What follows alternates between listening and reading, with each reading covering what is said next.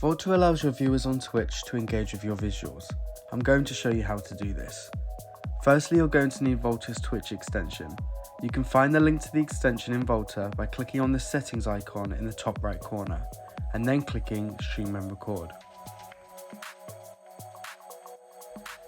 Here you'll see a button that says Install.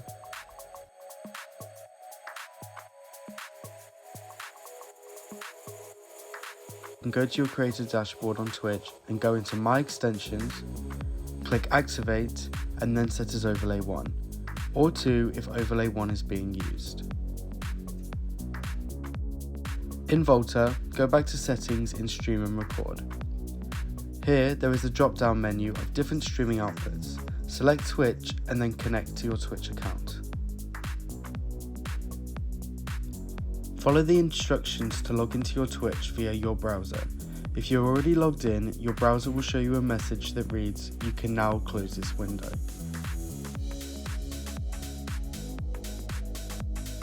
You should now see your username in the Stream and Record section of your settings.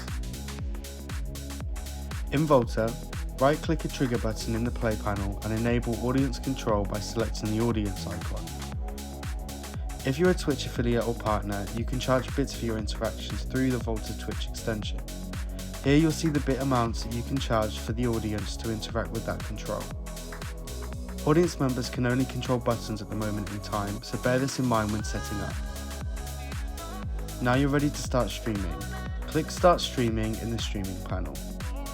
While streaming, if the interactions are set up correctly, your play panel controls in Volta will appear on your Twitch livestream. Pressing the extension buttons on your Twitch livestream will trigger the corresponding interaction in the visuals. If you don't wish to use our streaming solution, you can stream through something such as OBS. To do this, in Volta, click on Share Output in the stream panel.